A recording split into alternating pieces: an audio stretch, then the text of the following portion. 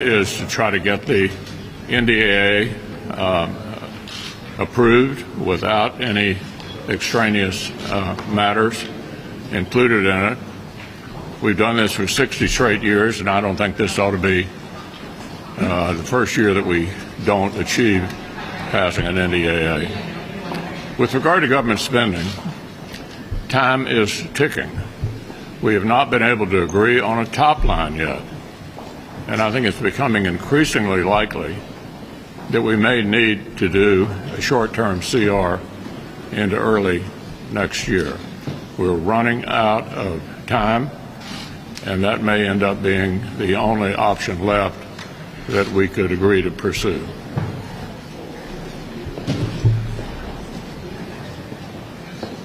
In South Dakota, the Public Utilities Commission is basically telling people that expect heating costs to go up this year.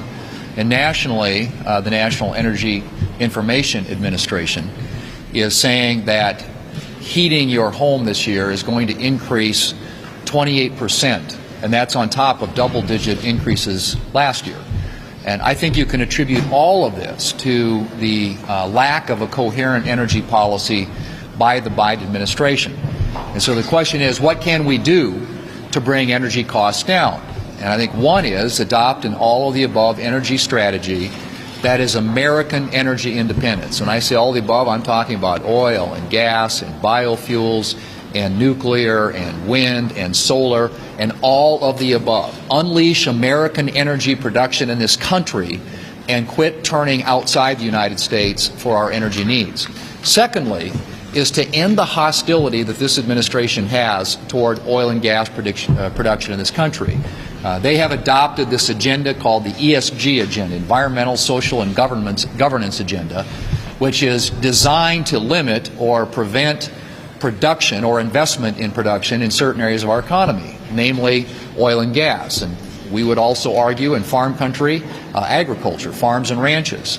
And what I'm going to do later this week is I'm going to be asking the administration, before they implement any of these policies, to look at the impact that these ESG policies are going to have on the cost of food and energy in this country. I think the American people deserve to know how much these policies coming out of this administration are impacting the cost of everything that they buy on a daily basis. That kind of analysis, to me, makes a lot of sense. I think the American people believe that, and I think they also believe that this administration's policies are driving up the cost of energy in a way, in this country, in a way that is harming the pocketbooks of American families all across the United States. Joe Biden's decision to turn to Venezuela for energy is wrong, and it is reckless. It's bad policy. It's bad energy policy, it's bad environmental policy, and it's bad foreign policy. Joe Biden is inviting corrupt and abusive dictatorship to produce energy and sell it to America. At the same time, he's telling American energy workers, no drilling here. And that's why the American public is going to be paying more and more this year to heat their homes than ever before. And you're going to be hearing story after story about families who have had to turn down the thermostat and bundle up because they can't keep up financially in the Joe Biden economy. The costs are very high for energy, to the point that 20 million Americans have already fallen behind in paying their heating bills for this winter. The Americans know what they want. They want energy that is affordable, available, and reliable. And Joe Biden continues to wage war on American energy. Just this past week, the state of Wyoming filed suit again against this administration for failing to follow the law when it comes to oil and gas leasing. We have an abundance of energy, and we have the workers here in America to power our country. And yet Joe Biden prefers to go to a human rights ignorer, abuser, and an ally of Vladimir Putin, rather than using the energy we have here. And I would point out to the President, from an environmental standpoint, we do a much better job of producing that energy here in America than they do anywhere else around the world. President Biden doesn't understand the basic fundamental concept that we can protect the environment without punishing the economy. And as a nation, we're much better if we produce our energy to use it here and sell it to our friends than if we end up having to buy it from our enemies. Well, later today, I'm going to go to the floor and give what may not be my last speech on the Senate floor, but at least is officially my farewell speech. Of the 26 years I've been here, the first 13, the first half of that 26 years, we still took these appropriations bills to the floor, one at a time or two or three at a time. We would debate them for days. We would then send them over to the Senate and have this almost unknown quantity now, the conference committee. Even my first year in the Senate, Senator Cole from Wisconsin and I took the Ag FDA bill to the floor, the Labor H bill, and Senator Mikulski were with us, and there was one other bill. We had more than a week to debate that bill and for members to make the suggestions they wanted to make. Now here we are again, this 10-year pattern of letting this all come down to one big bill. Nobody's had, if you're not an appropriator, you've had virtually no input on even what's being talked about to go in the final bill, and nobody has a chance to do anything on the floor but vote up and down.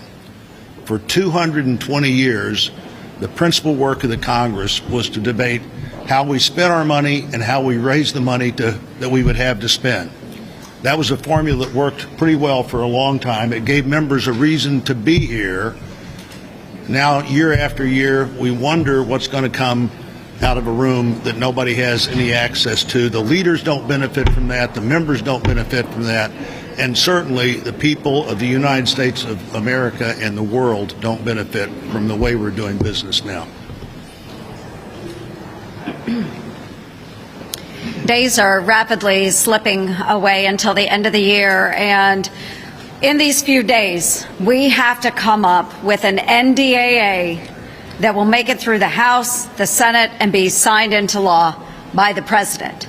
The way we do that is by focusing on the National Defense Authorization Act and related provisions. The Democrats and this administration have frittered away the days of this Senate calendar so that we are now restricted to these few days until the end of the year. But they have so many liberal priorities they want to get done, so what are they doing? They are trying to throw unrelated liberal priorities onto the National Defense Authorization Act, literally holding our men and women in uniform hostage over their priorities. My message to Leader Schumer, to the President, is that we need to get the NDAA done and make sure that it is focused on the defense of our nation. We only have a few days to get it done. So stop with the nonsense. Focus on our military and our national defense. And to that end, you may see I'm wearing my U.S. Army pin. And many of you may know that at the end of this week, on December 10th, this Saturday, in just under 4 days, will be the 2022 Army versus Navy football game. Now, I'm an Army fan, and I'm rooting for the Army team. But let me tell you, folks, this is an extraordinary game when we know that all of the young men that are representing their teams down on the field, they are all willing to die for every last one of us. So choose your team, folks. We want to hear from you on Saturday. But from me, go Army, beat Navy. Well, most importantly, go Navy, beat Army. So it's pretty clear who's going to win. I feel sorry that Army won't have a great game this weekend, but that happens every year. But I want to thank everybody in our military for what they do every day. They put their lives on the line. They're subject to whatever rules that their leaders put in place for them, and they go defend our freedom. The most important part of our military is not the equipment we give them. It's the individuals that are willing to serve. And right now, what the Biden administration has done with this vaccine mandate and how they've handled military members concerned about either health issues or religious issues is wrong. The NDAA needs to be an NDAA that's focused 100% on our military. We need to have a provision that says that the Biden administration cannot continue to require the COVID vaccine, and if you've been kicked out, you ought to be reinstated. I think we all agree the NDAA has got to get done, and we got to take care of our military members. On top of that, we need to do a review of how the Biden administration has actually treated our military members, and actually with their policies have they actually allowed people to exercise their religious freedom and their concerns about their health issues. Leader McConnell. Leader McConnell. Chad? Good afternoon. I want to clarify what you're saying about a short-term CR here. I know you said earlier at the meeting in the White House you wanted to do an omnibus here. Kevin McCarthy indicated just the past couple of days that he prefers a short-term CR so when the House is in control. You haven't changed your position here based on what McCarthy says. This is based on the reality of time or what? Well, as I tried to say earlier, we're running out of time and we don't have agreements to do virtually anything, which would only leave us with the option of a short-term CR into early next year. So I'm dealing with the practical situation, which is, number one, as others have pointed out, they are, in my judgment, screwing up the NDAA by trying to drop a lot of unrelated things on it. And then on the omnibus, we don't even have an overall agreement on how much we're going to spend, and we're running out of time. That's the main point. But nothing because of what McCarthy said. We're running out of time. There's only so much you can do with the time that's left, which leaves you only potentially with the option of a short-term CR into early next year. Leader McConnell, this is the second straight week you've come out to begin your press conference criticizing Donald Trump. Can you say categorically that you would not support him if you were the Republican nominee? What I'm saying is it would be pretty hard to be sworn in to the presidency if you're not willing to uphold the Constitution.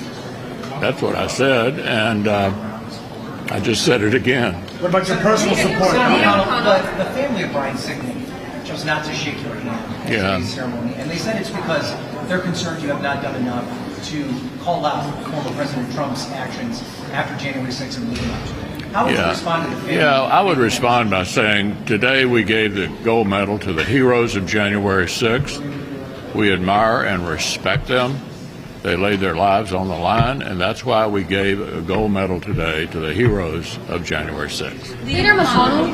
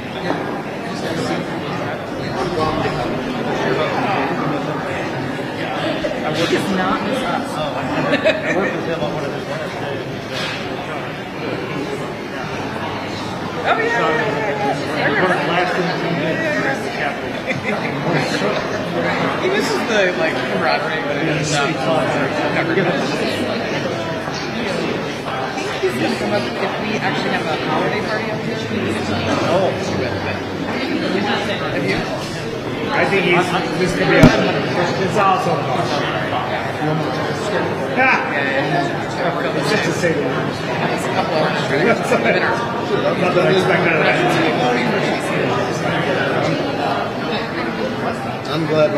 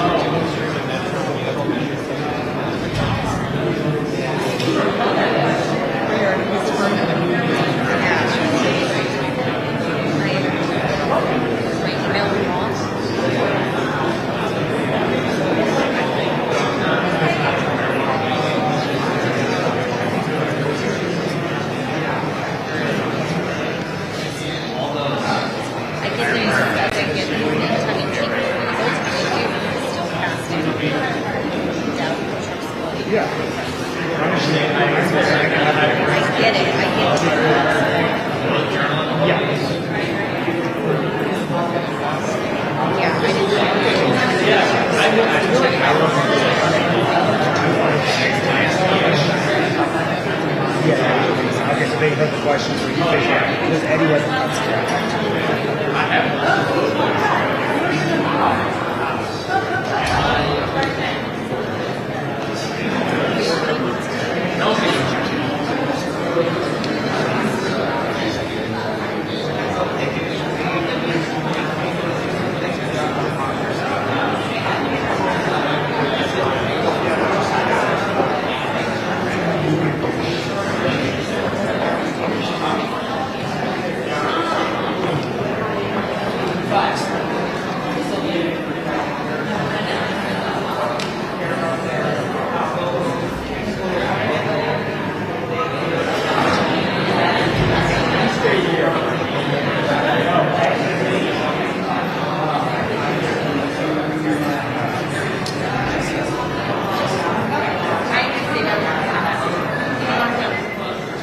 Now batting, Ramanu Raju.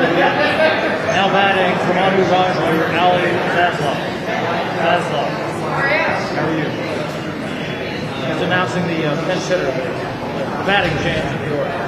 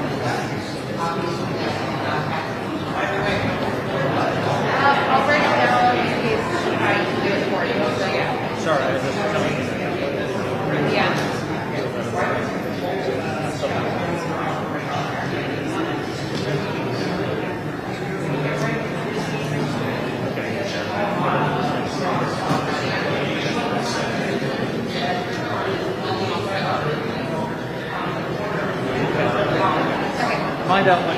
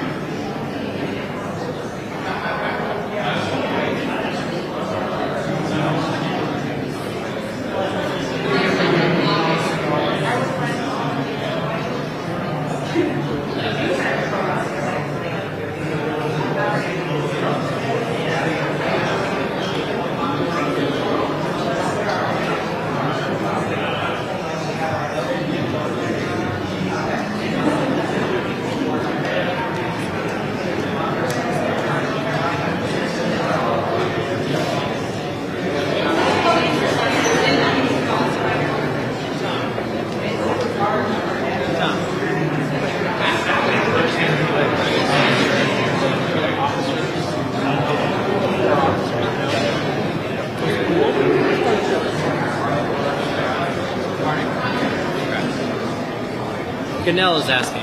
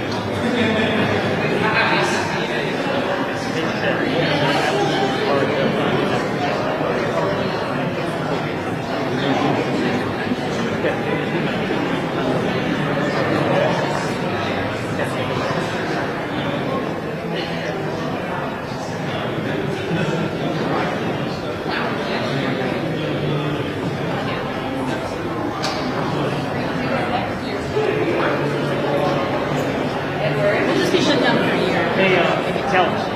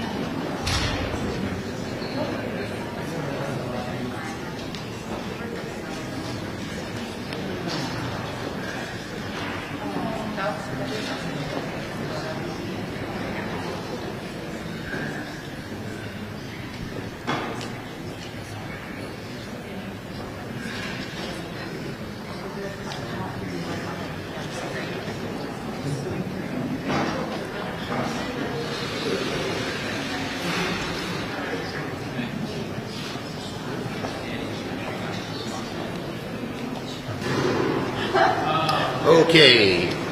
Hello, everybody. Let's see here. Gotta get my stuff. Okay. I'm happy to be joined by Senators Durbin, Murray, and Stabenow. Now, today is a good day, not just because we had a great lunch, but because we're honoring some of the bravest among us, our Capitol Police officers. If you were here on January 6th, some of you were, you had a first-hand account of the heroism they showed that day. On a day when our democracy was under attack, the men and women of Capitol Police were quite literally fighting on the front lines to defend it. Today they'll be awarded the Congressional Gold Medal that they so rightfully deserve.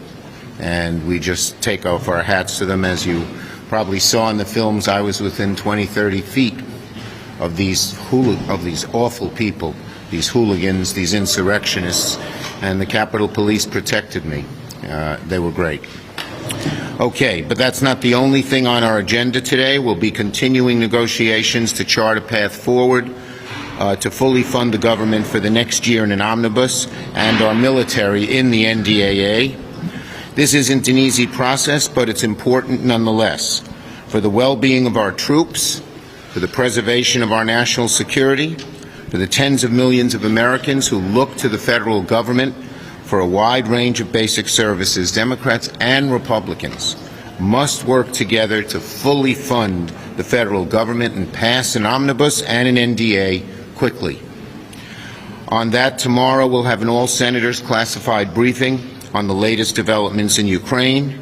I'm confident senators will leave that briefing with a stronger understanding about how critical an omnibus is, not just to fund the government and keep our country moving and innovating, but to ensure we're providing our troops, our veterans, and our allies with what they need. Now, we have a lot of work ahead of us, and though there's a lot of negotiating going on around us, we're going to work doggedly until we come to an agreement. Leader McConnell and I have agreed to try and work together to make sure we get a year-long omnibus funding bill done. We hope it can be done this year, and each side is going to have to give in order to send an omnibus to the President's desk and avert a pointless, painful government shutdown. And today also marks one other important milestone. We're going to confirm our 89th and 90th judicial nominees to the federal bench.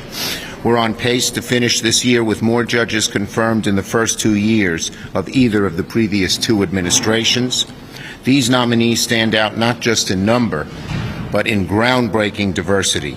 Listen to this statistic. 50% of the judges we confirmed are women of color. 50%. That's never happened before. I think that's more than have served in the judiciary for all time until we got here. And I'm confident that a more diverse bench will go a long way to cultivating our trust in our courts and our democracy. Today, because of what we Senate Democrats have done, our judiciary is more balanced, more diverse, more experienced than the one our country had 2 years ago. We're very proud of that. So we have a lot to be proud of over the last 2 years, a lot more to get done. We're rolling up our sleeves and working. Senator Durbin. Thanks, Chuck, and I just want to echo his comments on the Judiciary Committee. As he mentioned, we're set to confirm the 89th and 90th lifetime judicial appointments later today. This breaks the records of previous presidents, and it shows an extraordinary amount of success on a bipartisan basis. Recall that it's a 50-50 Senate 11-11 committee, and we have managed to achieve some historic goals in that effort. Not only diversity, but the fact that after the 90th we still have 33 pending on the calendar and 11 more that will be reported from the committee this year. So you're saying we don't have much time left. You're right. I hope we don't have much time left to get the job done well. But we look back to the first 2 years of the Trump administration and the decision with the cooperation of the Democrats for 36 of their judicial nominees to be considered without a cloture vote and 24 by voice vote. So far this session, only 2 have been agreed to by a voice vote on the floor. So there is room for success, even more so in the future if we can continue this bipartisanship. The women and men that we are bringing to the bench will change the face of the judiciary for the better. It will bring diversity and balance to a court room that needs it so badly. I'm glad the Senate Judiciary Committee has met this challenge. Senator Murray. Senator Murray. Well, thank you. There may only be a few weeks left in this Congress, but I can tell you Democrats are ready to get more done. Every one of us wants to make sure that we pass the strongest end-of-the-year package possible in a timely way. We absolutely need to make sure that government is funded. That is priority number 1. But as we have shown time and again in the past few years, we are not content with bare minimums. This is a Democratic majority that is ready to work. Whether it was passing the American Rescue Plan to get our country back on its feet, or the bipartisan infrastructure law to keep America moving forward, Senate Democrats have been busy working for the American people, lowering costs, and building a stronger economy for all of our families. We passed legislation to lower drug costs, bring back American manufacturing, keep the Postal Service running, as well as the first gun safety laws in 30 years, the biggest expansion for veterans care in decades, and the most significant climate legislation in our country's history. And let's not forget, as you just heard, we confirmed an incredibly accomplished jurist to the Supreme Court, not to mention many other qualified judges who are bringing much-needed expertise and representation to our nation's courts. And in case anyone thought we would slow down in the lame duck, just last week we passed the bipartisan legislation to protect same-sex couples and marriage equality. Democrats may have had the narrowest possible majority, but we have been determined to make the greatest possible difference for people back home. And we are not done yet. We have to fund the government. We have to keep the nation secure and the military equipped. And let's make progress on pressing issues where we do have bipartisan support, like pandemic preparedness, investing in mental health, strengthening our democracy, bolstering retirement and emergency savings, protecting our pregnant workers, and making sure our legal cannabis businesses can access credit. So to my Republican colleagues, let's work together on these ideas where we all agree, ideas which the American people are overwhelmingly supportive. We've still got a few weeks left in this Congress, and we are determined to make the most of them. Thank you. Senator Stabenow. Well, thank you. First, let me reiterate the fact that it doesn't get closer than 50-50 in the United States Senate, and yet we have been every single day delivering for people. And I want to also start by giving a shout out to the incredibly effective work of Senator Durbin, as chair of Judiciary Committee, and of course Senator Schumer, being laser focused. I'm proud of the fact the 90th judge today to be confirmed will be someone from Michigan, Kay Beam, to the district bench, and we will just keep going and going and going. But the reality is that since day one, Democrats have been delivering for the American people. We delivered with the infrastructure law, and you can see progress everywhere. In Michigan, you can barely go down the street without seeing orange cones. But we have 6,900 projects fixing roads, bridges, airports, and more, 2,800 bridges being repaired and replaced, 5,000 new clean energy buses for our children, getting folks to school and to work. We passed the major manufacturing bill, Chips and Science, which is literally bringing jobs home, which as a manufacturing state I'm very, very excited about. President Biden is in Arizona today speaking about this along with Senator Kelly. We have delivered on the Inflation Reduction Act, investing in clean energy manufacturing, and again, bringing jobs home. And these investments are putting us on track to reduce greenhouse gas emissions by 40% in the next 8 years. 40% in the next 8 years is really, really important. And we are lowering costs for Americans. The average American household will save up to $1,000 on their energy bills this year. And the cost of prescription drugs we know is going down. For the first time, Medicare is going to negotiate prescription drug prices, and starting in January, which is not very far away, folks on Medicare who use insulin, who need insulin, are going to be able to cap their costs at $35 a month, and that's going to literally save lives. And just last week, we stood with our LGBTQ plus friends and family by protecting marriage equality. The reality is, over and over again, we are laser focused on getting things done to improve people's lives and to protect their freedoms. And we're not done. So among other things, we're going to be passing the National Defense Authorization Act, the Omnibus Appropriations Bill, which is so critical to both defend our country and to avoid devastating shutdown. And we're going to continue as Democrats just to continue to put people first and make people's lives and what they need the top priority for our country. Thank you. Thank you, Senator Stabenow. Before I take questions, I want to show you my Democratic socks in hopes of good luck today in Georgia. Senator Schumer. Senator Schumer, thank you. Good afternoon. Okay. What do you make of this proposal in the House on getting rid of the vaccine mandate? I know that the administration, the Pentagon pushed for that, and will that be a problem if it comes over from the House? Okay, well, look, we're still working on the bill, so I can't speak to that. But I will say COVID vaccines have saved lives. The military has had requirements about other vaccines for decades, and there hasn't been a problem. It's befuddling, but we're still working on it. Senator Schumer, what's the status on the Electoral Count Act, and do you expect that will be passed later in the year? The Electoral Count Act is very important to large members in our caucus, and I think a good number of people on the other side of the aisle. I'm very hopeful we will have that done by the end of the year. Leader Schumer, do you have any response to Leader McConnell saying that your sort of stance on trying to get marijuana legislation or permitting reform into the NDAA could sink it? Well, look, this is something, again, that's had bipartisan support. We've been working with Republicans. It's a priority for me. I'd like to get it done.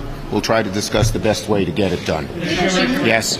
The Center for Countering Digital Hate and the Anti-Defamation League both say that the volume of hate speech on Twitter has grown dramatically under Elon Musk's stewardship.